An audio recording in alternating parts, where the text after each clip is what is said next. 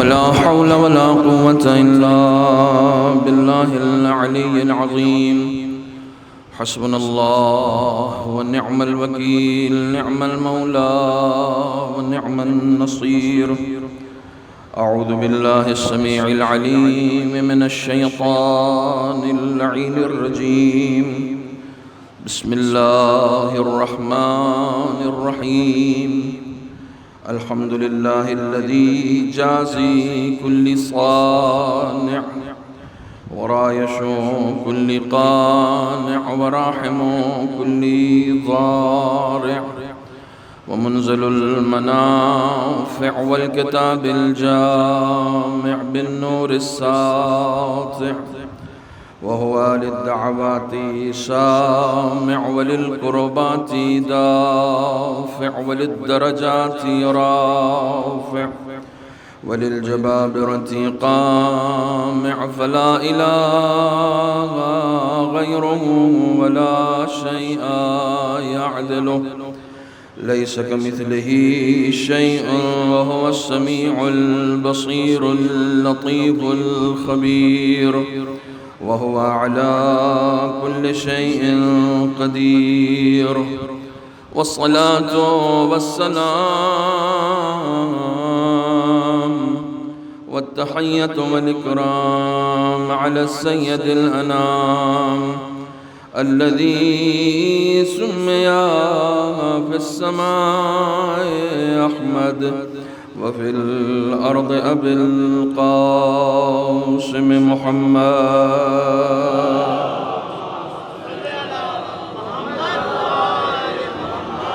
وعلى أهل بيته الطيبين الطاهرين المعصومين المظلومين الذين أذهب الله عنهم الرجس وطهرهم تطهيرا.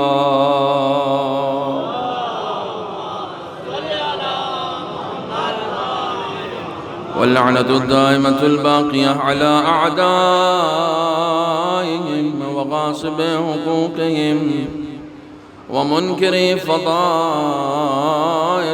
أجمعين. أما بعد، فقد قالت زينب بنت علي عليهما الصلاة والسلام في خطبة الشام: كد كيدك واسع سعيك وناصب جهدك، فوالله لا تمحو ذكرنا ولا تميت وحينا. صلوات بر محمد وآله.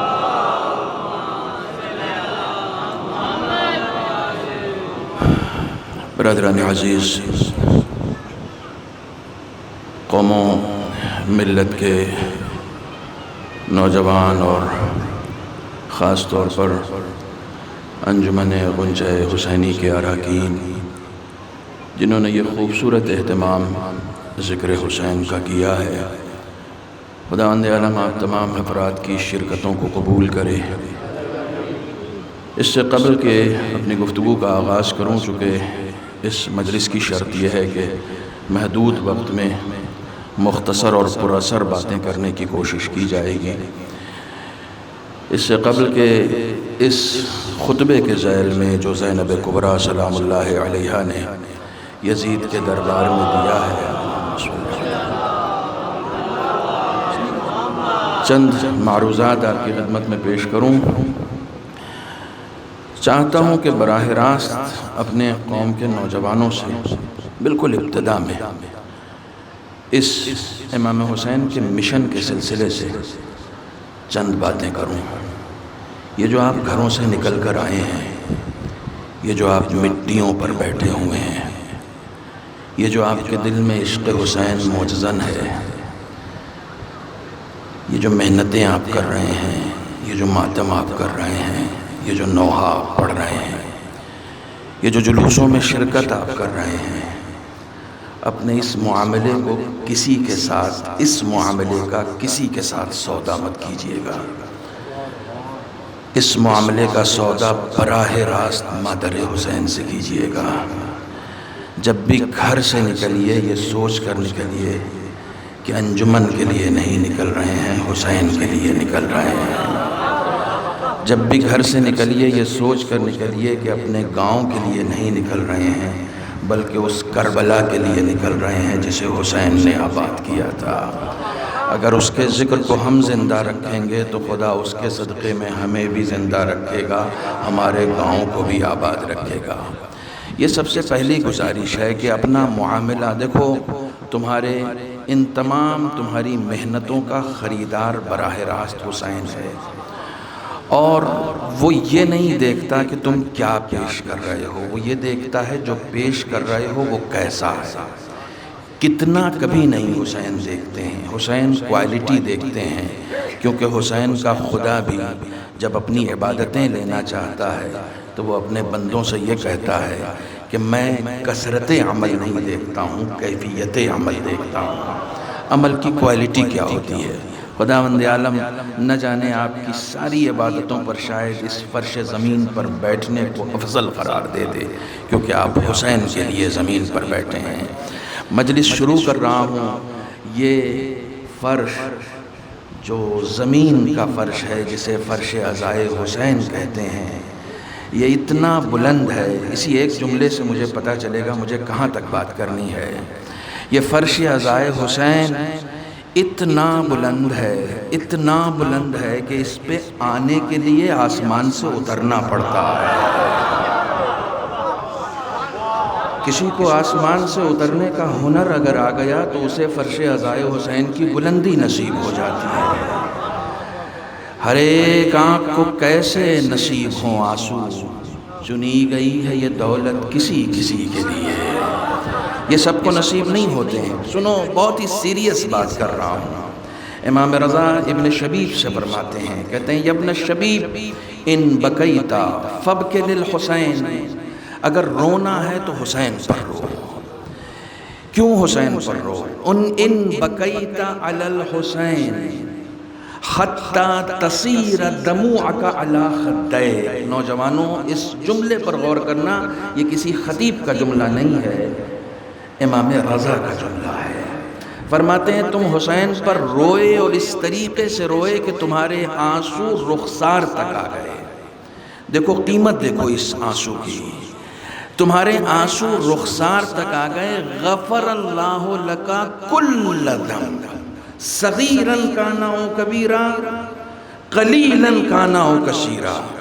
اگر تم واقعی حسین پر اس طریقے سے روئے کہ تمہارے آنسو رخسار تک ڈھل کے آ گئے تو خدا تمہارے تمام گناہوں کو معاف کر دے گا، چاہے وہ صغیرہ ہوں یا کبیرہ ہوں، کم ہوں یا زیادہ ہوں۔ مجھ سے سوال مت کرنا، میں منوعاً لفظیں سنا رہا ہوں۔ ایک فرش حسین پر بیٹھ کر حسین پر گریہ کرنے کا کمال یہ ہوتا ہے کہ خدا بند عالم حسین کی پاکیزگی کے صدقے میں رونے والے کو بھی پاک بنا دیتا ہے۔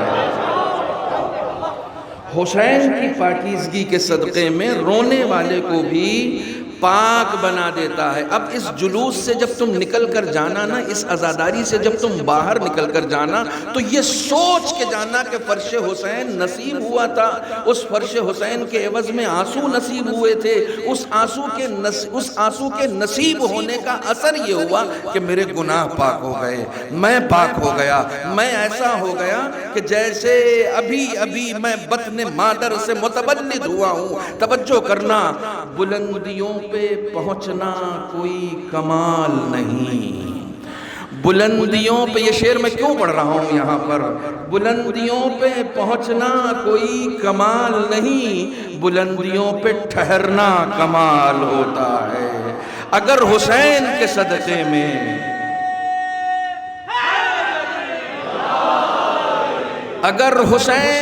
صدقے میں خدا نے تمہیں معاف کر دیا ہے تو تم پاکیزہ ہو گئے ہو۔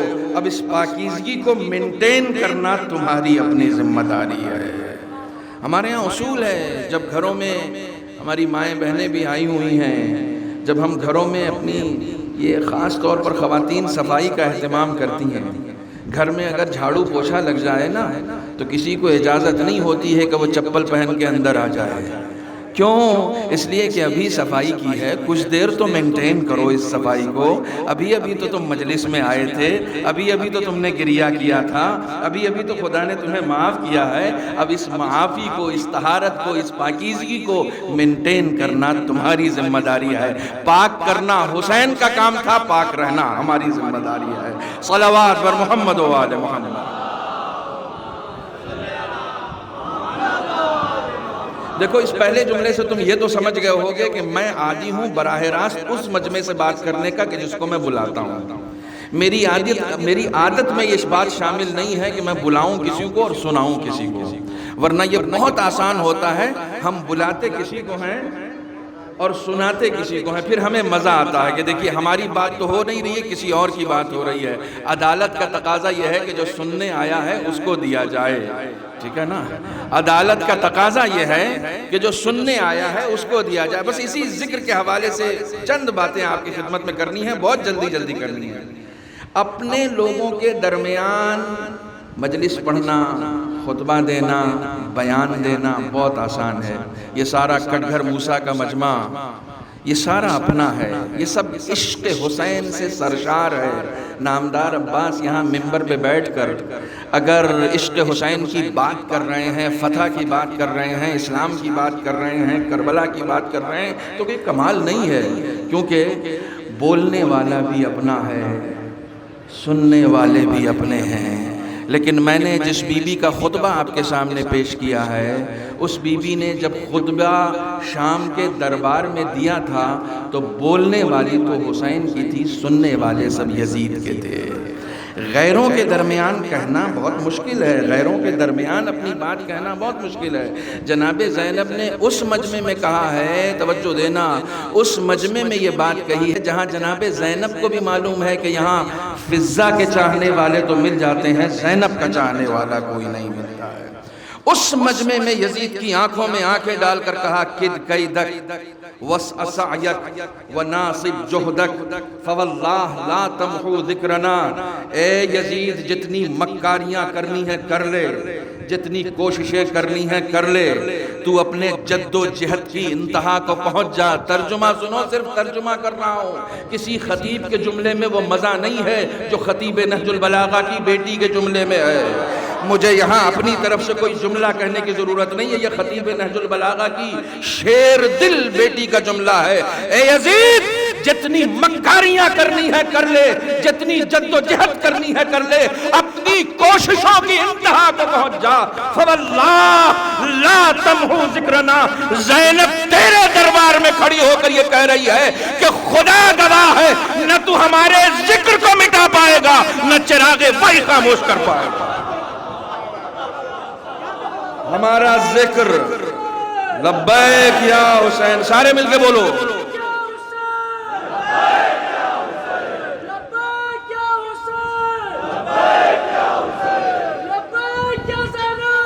لبیک یا زینب، لبیک یا زینب، لبیک یا زینب۔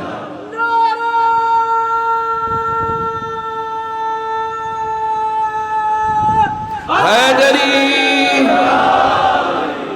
لا تمحو ذکرنا ولا تمیت وحینا۔ تو ہمارے ذکر کو مٹا نہیں پائے گا۔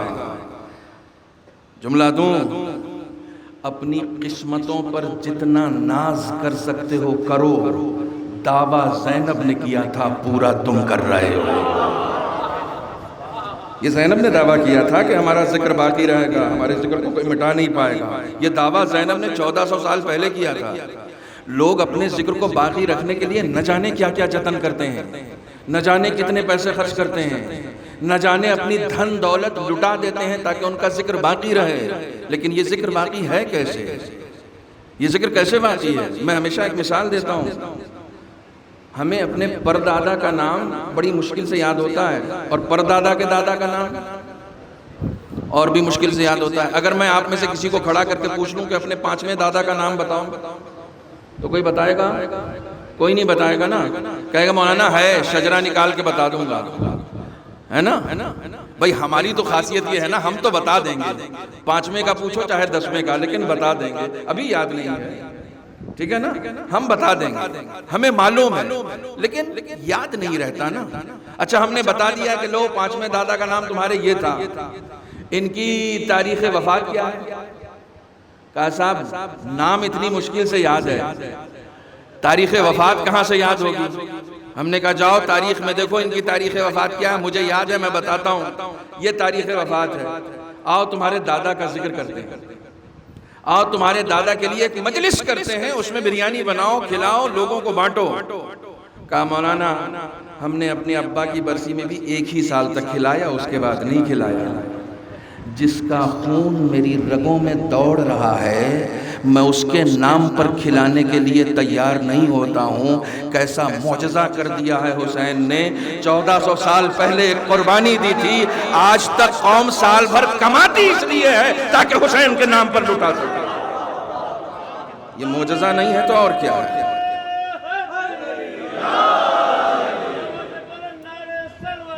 اللہم صلی علی محمد و آل محمد۔ لٹاتی۔ اچھا دیکھو ہمارے یہاں ایک ایجوکیشن سسٹم ہوتا ہے، تعلیم دینے کا ایک سسٹم ہوتا ہے، آپ پڑھے لکھے لوگ ہیں، یہ جو سسٹم جناب زینب کبریٰ نے شروع کیا ہے نا مجلسوں کا، یہ علم دینے کا سسٹم ہے، یہ علم دینے کا، نکتے بازیوں کا سسٹم نہیں ہے، اپنی خود نمائی کا سسٹم نہیں ہے یہ کہ کوئی ممبر پہ بیٹھ جائے اور اپنے آپ کو منوائے۔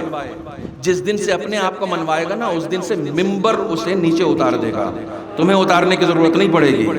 ممبر یہ خود نمائی کی جگہ تھوڑی ہے، یہ درس دینے کی جگہ ہے، یہ علم دینے کی جگہ ہے۔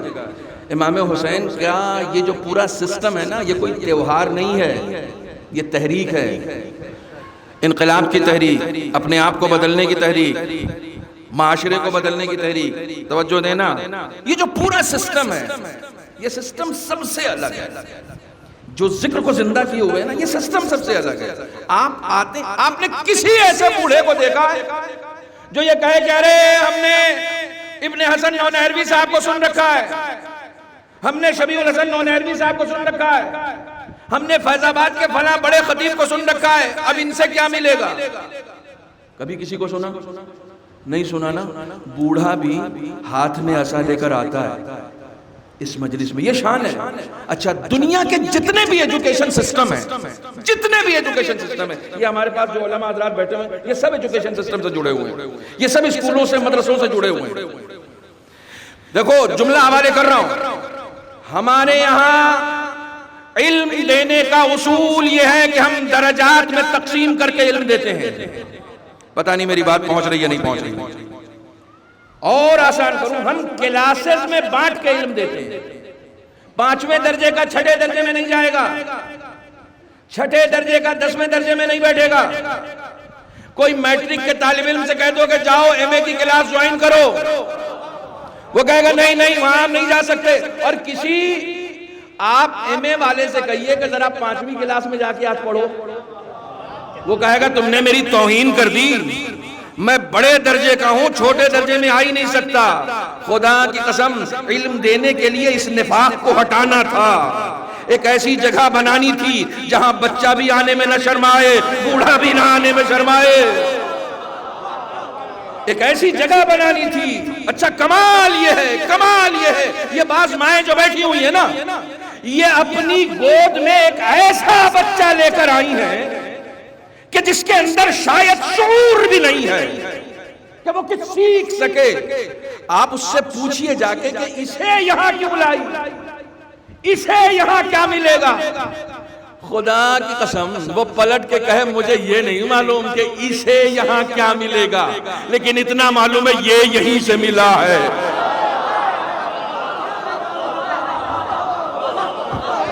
اتنا معلوم ہے کہ یہ یہیں سے ملا ہے۔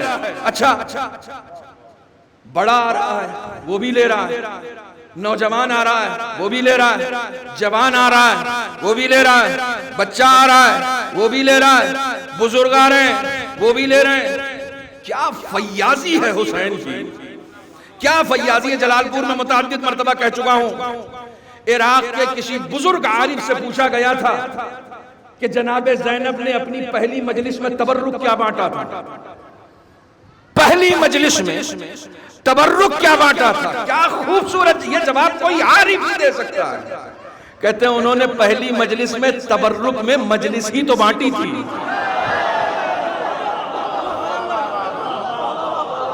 جو چیز ہمارے یہاں کا یا علی، ہمارے یہاں کی کوئی مجلس بغیر تبرک کے نہیں ہوتی، تبرک ضرور ہوتا ہے۔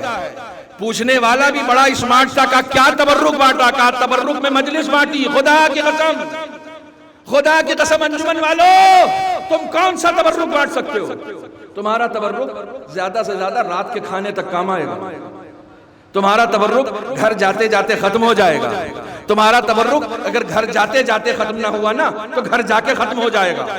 بھئی کیسا تبرک بانٹ دیا جناب زینب نے، 1400 سال سے آج تک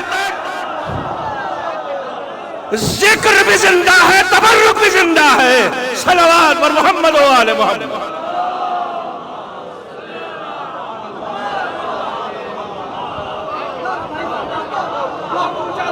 کیا ملا؟ کیا ملا؟ آپ کسی کو نہیں کہہ سکتے نہیں تم مت جاؤ تمہیں کچھ نہیں ملے گا، کسی کو کہہ سکتے ہیں؟ کسی کو نہیں کہہ سکتے۔ خدا کی قسم، خدا کی قسم، یہاں بصیرت والوں کو ملتا ہے۔ یہ جملہ آ گیا، یہ جملہ آ گیا، اس کو پہلے سے سوچا نہیں تھا۔ یہاں بصیرت والوں کو ملتا ہے۔ مولانا اب یہ بصیرت والے کون ہیں؟ علی کی حدیث سنو، کہتے ہیں ذہاب البصر خیر من عمی البصیرہ، آنکھوں کا اندھا ہو جانا دل کے اندھے ہو جانے سے اچھا ہے۔ یہ علی کا جملہ ہے، یہ علی کا جملہ ہے۔ آنکھوں کا اندھا ہو جانا دل کے اندھے ہو جانے سے، یعنی علی بول رہے ہیں کہ اے کاش کوئی دل کا اندھا نہ ہو، چاہے آنکھوں کا اندھا ہو جائے۔ خدا کی قسم جب اس طالب علم نے پہلی مرتبہ اس حدیث میں غور کیا نا، پہلی مرتبہ، ابھی پاکستان میں یہ جملہ کہہ کے آیا ہوں، بڑی دعائیں لے کر آیا ہوں، پہلی مرتبہ اس جملے پہ غور کیا کہ مولا کہنا کیا چاہتے ہیں کہ ذہاب البصر خیر من عمی البصیرہ، آنکھوں کا اندھا ہو جانا دل کے اندھے ہو جانے سے اچھا ہے کوئی آنکھوں کا اندھا ہو جائے۔ خدا کی قسم جو پہلا جملہ مولا نے عطا کیا وہ یہ تھا کہ آنکھوں کے اندھے کو کوئی بھی ہاتھ پکڑ کے مجلس میں لا سکتا ہے۔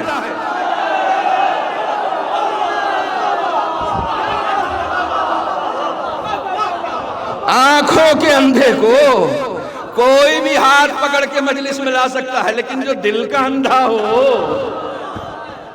اسے ساری دنیا بھی مل جائے تو فرش عزا تک نہیں لا سکتی۔ صلوات اور محمد و آل محمد۔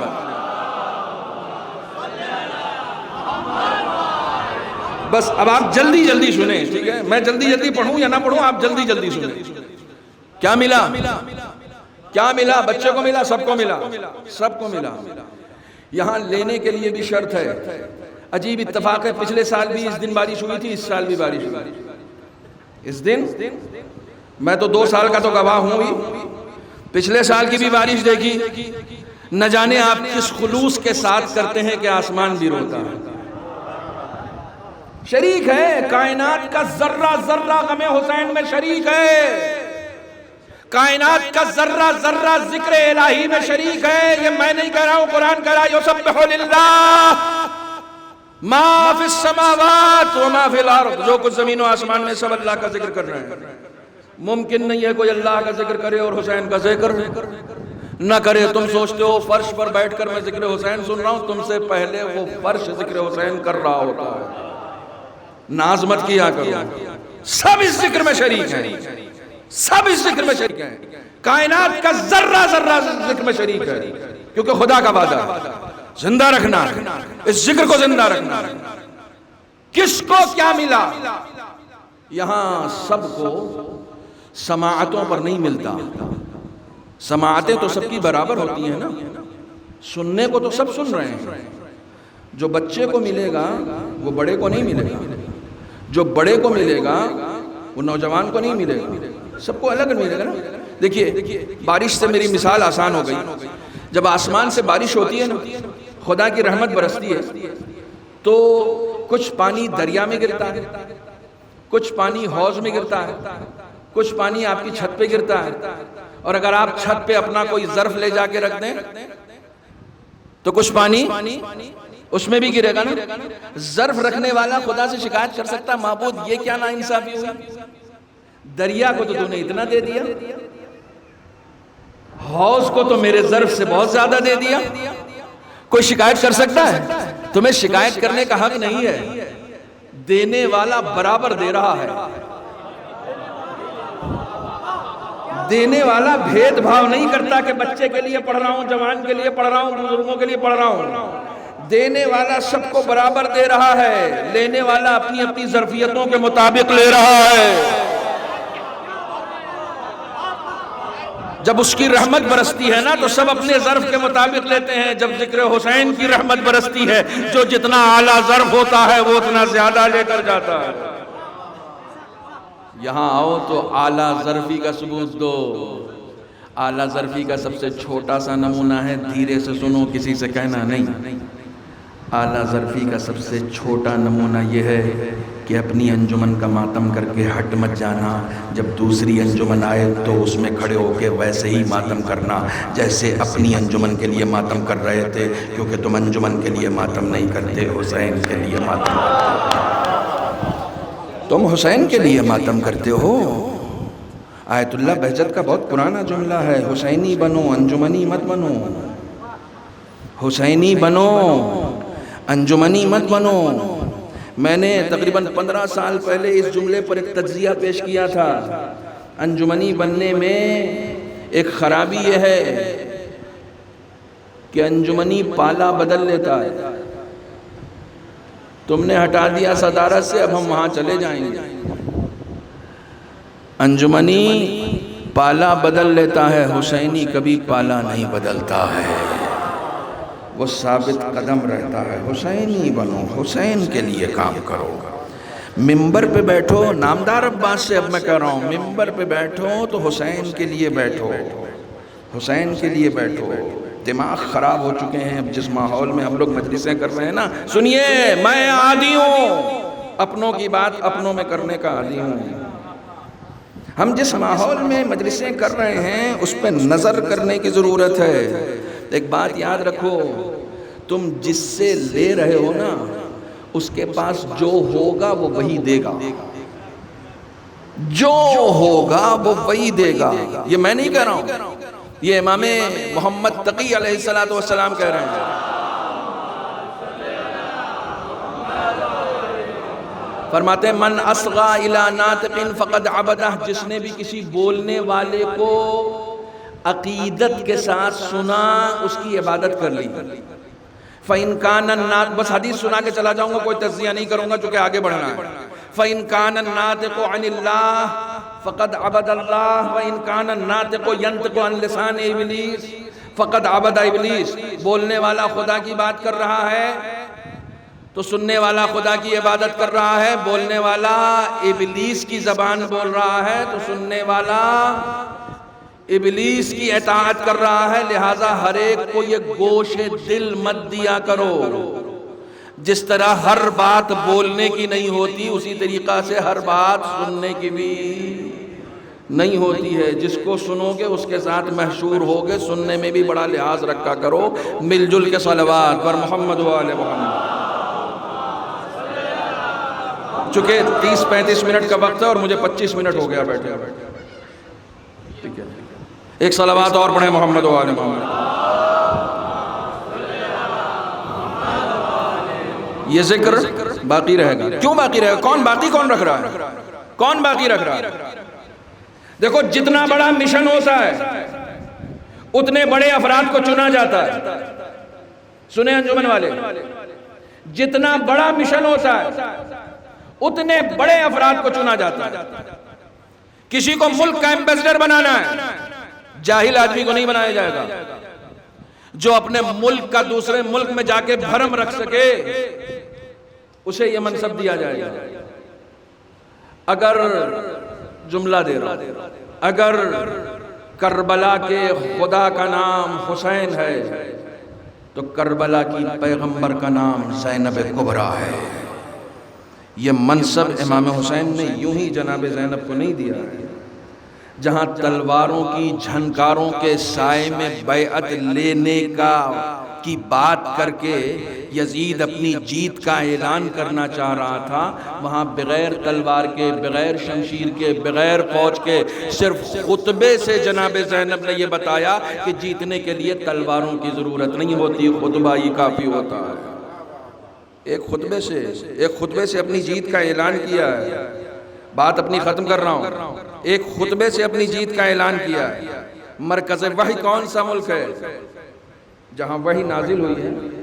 وہ کون سا ملک ہے؟ آج بھی ہے نا؟ حج کرنے جاتے ہو، بقی جاتے ہو، دو شہر ایسے ہیں کہ جن کو شہر وحی کہا جاتا ہے۔ آیتیں یا مکی ہیں یا مدنی ہیں۔ خداوند عالم کا خاص فرشتہ جب نازل ہوتا تھا نا تو یا مکے میں آتا تھا زیادہ تر، یا مدینے میں آتا تھا۔ زینب کبریٰ کی عظمت کو جاننا ہے، جو شہر مرکز وحی تھا نا، وہاں بھی آج اذان میں اشہد ان علی ولی اللہ نہیں ہوتا۔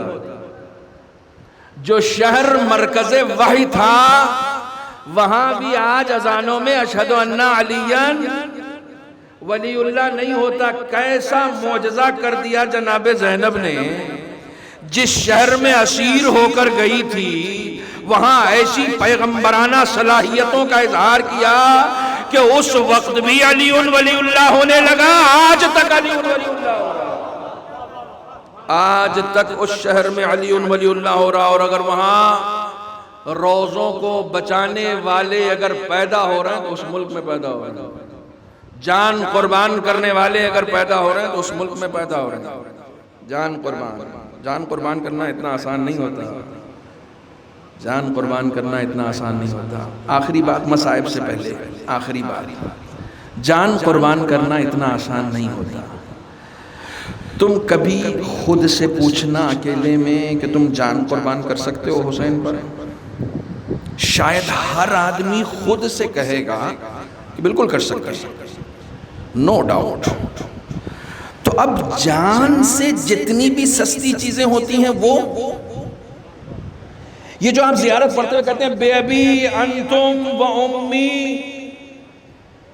میرے ماں باپ آپ پر قربان۔ ایک انسان کے لیے سب سے باعظمت ہستی کون سی ہے؟ ماں باپ۔ امام حسین کے سامنے کھڑے ہو کے کہتا میں اپنے ماں باپ کو بھی آپ پہ قربان کر سکتا ہوں۔ سن لینا، جیسے سن رہے ہو ویسے ہی سن لینا، جیسے سن۔ میں اپنے ماں باپ کو بھی آپ کے اوپر قربان کر سکتا ہوں۔ بعض جگہ آیا ہے اپنے نفس کو آپ کے اوپر قربان کر سکتا ہوں، یعنی سب سے قیمتی شے ایک انسان کے لیے اس کے ماں باپ ہوتے ہیں یا اس کی اپنی جان ہوتی ہے۔ یہ کہنے کا مطلب کیا ہے؟ یہ کہنے کا مطلب یہ ہے کہ اس سے کم ارزش کی جتنی بھی چیزیں ہیں وہ تو آلریڈی قربان ہے نا، وہ تو آلریڈی قربان ہے۔ جو جان دینے کے لیے تیار ہو وہ مال روک کے رکھے گا؟ وہ مال تو روک کے نہیں رکھے گا نا۔ اب یہ دیکھنا ہے کہ اگر ہم واقعی جان قربان کرنے کا جذبہ اپنے اندر رکھتے ہیں، واقعی یہ جذبہ اپنے اندر رکھتے ہیں، تو اس جان سے کم تر چیزوں کو قربان کر سکتے ہیں کہ نہیں کر سکتے ہیں۔ صبح اٹھ کے 2 رکعت نماز پڑھنی ہے جس سے میرا وقت کا امام خوش ہو جائے گا، تو ہم اس نماز کو پڑھنے کے لیے اپنی میٹھی نیند کو قربان کر سکتے ہیں کہ نہیں کر سکتے ہیں؟ ظاہر ہے مجھے معلوم تھا گلشن میں کہیں بوئے دمساز نہیں آتی، اللہ رے سناٹا آواز نہیں آتی، یہی ہونا تھا۔ جان وہ قربان کرے گا جو نیند قربان کر سکتا ہو، جو مال قربان کر سکتا ہو، جو وقت قربان کر سکتا ہو۔ کتنا وقت ہے ہمارے پاس امام زمانہ کے لیے؟ کتنا وقت ہے ہمارے پاس امام حسین کے لیے؟ یہ وقت جو آپ دے رہے ہیں، قربان سلام، میں آپ کی جوتیوں کو سیدھا کرنے پر قیامت میں فخر کروں گا۔ اگر مجھ سے قیامت میں محشر میں کوئی فرشتہ پوچھے گا کہ سب سے عظیم کام تم نے اس دنیا میں کیا انجام دیا، تو میں کہوں گا ایک عزادار کی جوتی سیدھی کر دی۔ اس سے بڑا میرے لیے کوئی شرف نہیں ہو سکتا۔ یہ میں نے پچھلے سال سنایا ہے آپ کو، یہ میں نے پچھلے سال سنایا ہے آپ کو۔ سنیے، یہیں سے مصائب کی طرف جا رہا ہوں۔ امام حسین سب سے اچھے خریدار ہیں، تم اپنا مال لے کر جاؤ ان کے پاس، جہاں سے بات شروع کی تھی قبلہ وہیں ختم کرو، تم اپنا مال لے کر جاؤ۔ شیخ اسماعیل دولابی کہتے ہیں کہ ان کے گھر پہ مجلس ہو رہی، دو اوباش قسم کے نوجوان آئے، اور آنے کے بعد کپڑے کے بٹن کھلے ہوئے، آوارگی چہرے سے جھلک رہی ہے، ہنستے ہوئے مجلس میں آئے، آ کے کسی سے سرگوشی کی، پھر ہنستے ہوئے چلے گئے۔ اسماعیل دولابی کہتے ہیں مجھے بڑا غصہ آیا، میں نے سوچا ان سے پوچھوں کہ یہ مجلس میں آنے کا کون سا ادب ہے، لیکن وہ اس وقت تک باہر جا چکے۔ کہنے لگے ایک دن نہیں گزرا، عشرے کی مجلس تھی، ایک دن نہیں گزرا، دوسرے دن وہی دو نوجوان جو اوباش قسم کے بن کے آئے تھے، مہذب عزادار بن کے آئے، روتے ہوئے آئے، گریہ کرتے ہوئے آئے، مجلس میں ادب کے ساتھ بیٹھے اور ایسا گریہ کیا کہ کیا پرانے گریہ کرنے والے کریں گے۔ کہنے لگے میں حیران ہو گیا کہ ایک دن میں اتنی تبدیلی کیسے آ گئی، ان مجلسوں کو زندہ رکھنا، ایک دن میں ایسی تبدیلی کیسے آ گئی۔ کہنے لگے مجلس کے بعد میں ان دونوں نوجوانوں کے پاس گیا، میں نے کہا کیا ہوا، کل تم لوگ چلے گئے تھے، میں سوال کرنے والا تھا کہ مجلس میں ہنستے ہوئے نہیں آیا جاتا، مجلس میں آنے کے لباس کی تہذیب ہوتی ہے، بیٹھنے کی تہذیب ہوتی ہے، چہرے کی تہذیب ہوتی ہے، یہ ابقا اور طباقہ کا کیا ہے، یہ ابقا اور طباقہ چہرے کی تہذیب بتا رہا ہے کہ دیکھو اگر مجلس میں رو نہیں رہے ہو تو رونے جیسی صورت کم سے کم بنایا کرو، یہ رونے کی تہذیب ہے، یہ چہرے کی تہذیب ہے۔ کیا ہوا؟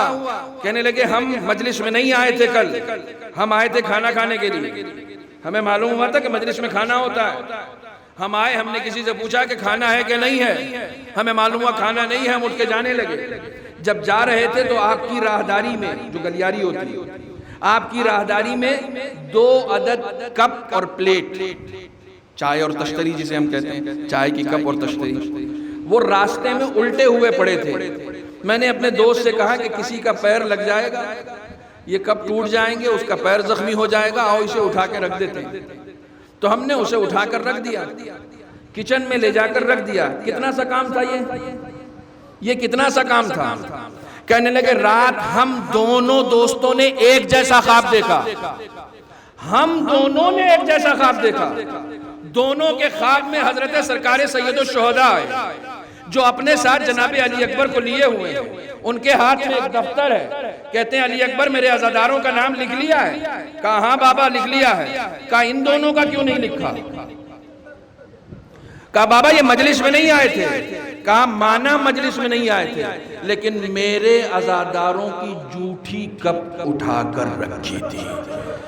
اتنا سا تو ثواب میں شریک ہے نا، اتنا سا تو ثواب میں شریک ہے نا، یہ کم سے کم اس کا اجر دینے کے لیے آج کی رات کی مجلس میں انہیں میرے عزاداروں میں شامل کر لو۔ کہاں سے بات میں نے شروع کی تھی؟ حسین بہت اچھا خریدار ہے، تم کیا لے کر آئے ہو حسین کی بارگاہ میں؟ تم کیا لے کر آئے ہو؟ تم کیا دینا چاہ رہے ہو حسین کی بارگاہ میں؟ جو لے کر آؤ گے قبول ہوگا، جو بھی لے کر آؤ گے قبول ہوگا۔ یہ بڑا کریم حسین ہے، یہ بڑا فیاض حسین ہے، ایک غلام ہے۔ ہمارے یہاں بعض نوجوانوں کو شاید علم نہ ہو، کربلا میں میرا جتنا اپنا مطالعہ ہے جون سے زیادہ بوڑھا کوئی نہیں تھا، حبیب ابن مظاہر بھی نہیں تھے، حبیب سے بھی زیادہ بوڑھے جون تھے، جناب ابوذر کے غلام تھے۔ ابوذر سے رسول خدا، رسول خدا سے مولائے کائنات، مولائے کائنات سے امام حسن، امام حسن سے امام حسین۔ عاشور کی صبح امام حسین نے کہا ابوذر بہت خدمت کر لی تم نے، جنگجو نہیں تھے، کبھی جنگ نہیں لڑی تھی، کبھی جنگ نہیں لڑی تھی، خدمت کا کام انجام دیتے تھے، جھاڑو دینا، پانی لانا، دسترخوان لگانا، خدماتی کام انجام دیتے تھے۔ جناب جون سے امام حسین کہتے جون بہت خدمت کر لی تم نے، جاؤ اپنی زندگی سکون سے گزارو، بزرگ ہو چکے ہو۔ جون کا جواب تو آپ کو معلوم ہے، آقا پوری زندگی آپ کے دیار میں زندگی گزاری ہے، یہ آخری وقت مجھے خود سے جدا کیوں کر رہے ہیں؟ جون نے سبق دیا ہے زندگی کے ایک لمحے میں بھی اور آخر عمر میں تو ہرگز نہیں، حسین سے جدا مت ہونا، حسین سے الگ مت ہونا، آخر عمر میں بھی حسین سے الگ مت ہونا۔ ذرا جذباتی ہو گئے جون، آقا میں سیاہ ہوں، میرے جسم سے بدبو آتی ہے، میرا خون سیاہ ہے۔ آپ نہیں چاہتے کہ بنی ہاشم کے پاکیزہ خون کے ساتھ میرا خون شامل ہو جائے۔ سنو گے حسین کا کرم، سنو گے حسین کا کرم سنو، بہت طولانی مصائب نہیں پڑھتا ہوں، حسین کا کرم سنو۔ کہتے ہیں امام حسین نے اسی وقت جون کو گلے سے لگایا اور گلے سے لگا کر دعا کی کہ جاؤ قیامت تک تمہارے جسم سے خوشبو آئے گی۔ روایتیں کہتی ہیں جب حسین سے جناب جون الگ ہوئے ہیں، جدا ہوئے ہیں اور قتل گاہ تک گئے ہیں تو جدھر جدھر سے جا رہے تھے خوشبو بکھیرتے جا رہے تھے۔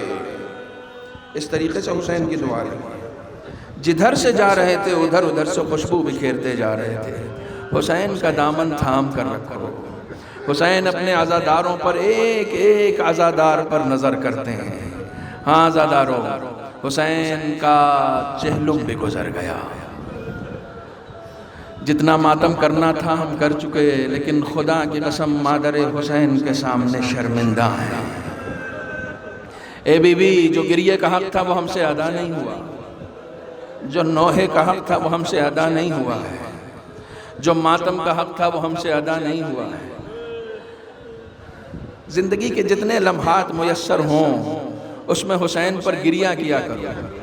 بس آخری بات عرض کر رہا ہوں، امام حسین سے اپنے رابطے کو مضبوط کرنے کے لیے سب سے پہلا وسیلہ ہے سلام کا۔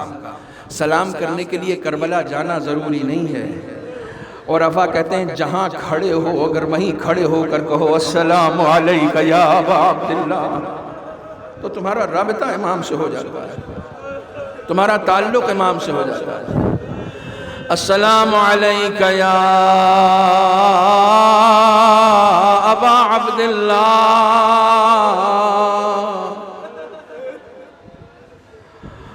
وعلى الأرواح التي حلت بفنائك عليك مني سلام الله أبدا ما بقيت وبقي الليل والنهار ولا جعل الله آخر العهد مني لزيارتكم السلام على الحسين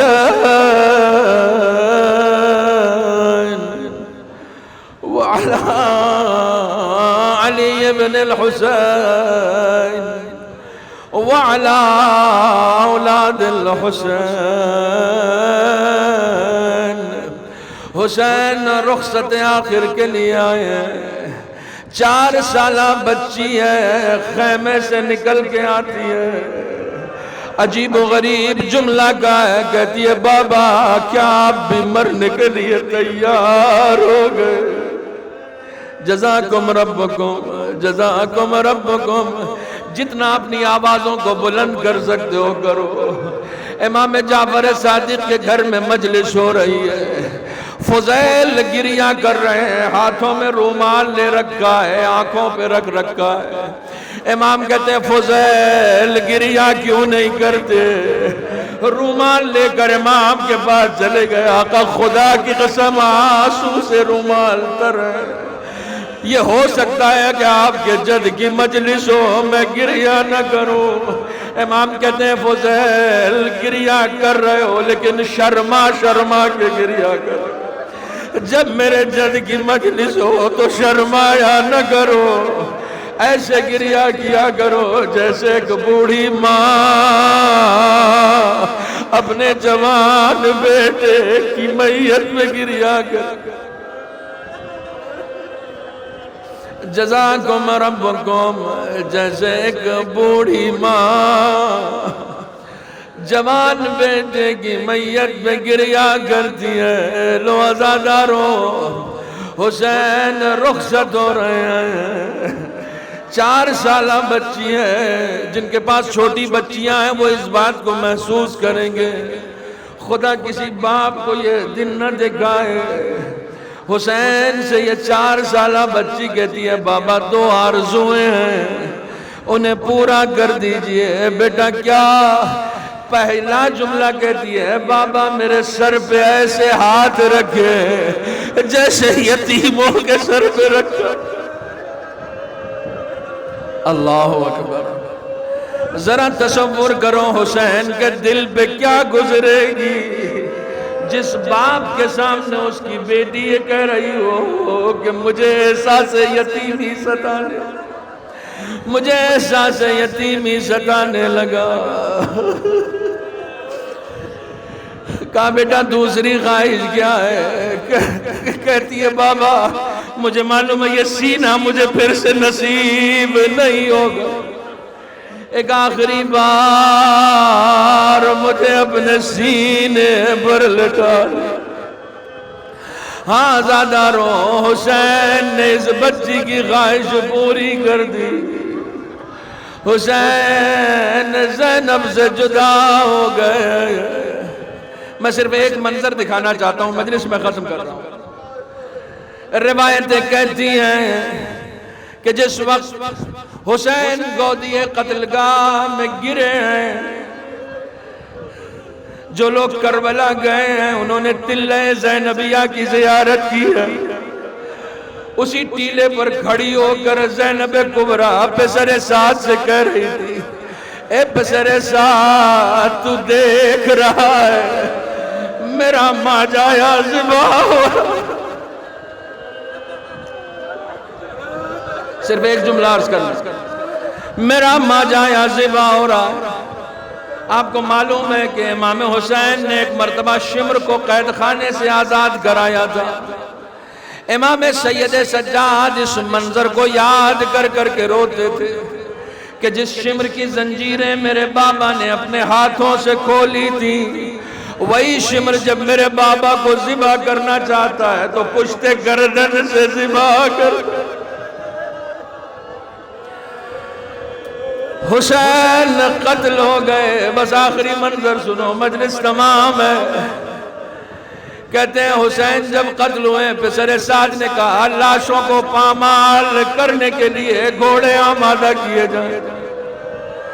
عزیزوں سواری کے گھوڑے اور ہوتے ہیں، جنگوں کے گھوڑے اور ہوتے ہیں، لیکن لاشوں کو پامال کرنے کے گھوڑے الگ.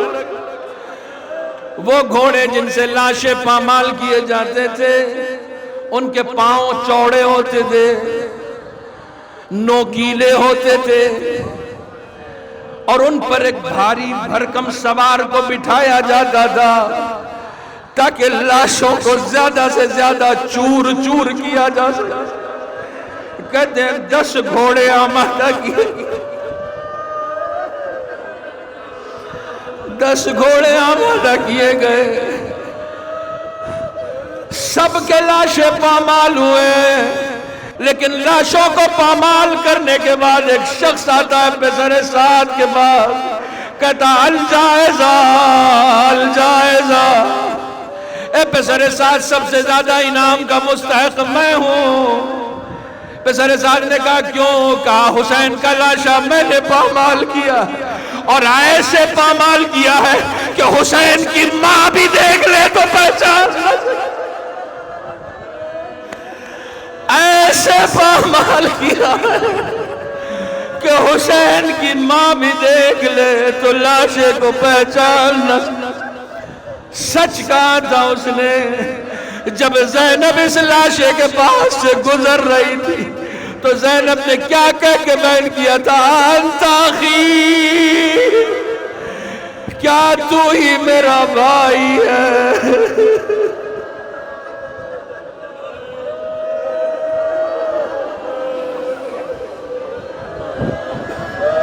انا للہ و انا الیہ راجعون. سيعلم الذين ظلموا أي منقلب ينقلبون. بسم الله الرحمن الرحيم. اللهم كن لوليك الحجة ابن الحسن صلواتك عليه وعلى آبائه في هذه الساعة وفي كل ساعة وليا وحافظا وقائدا وناصرا ودليلا وعينا حتى تسكن أرضك طوعا وتمتعه فيها طويلا.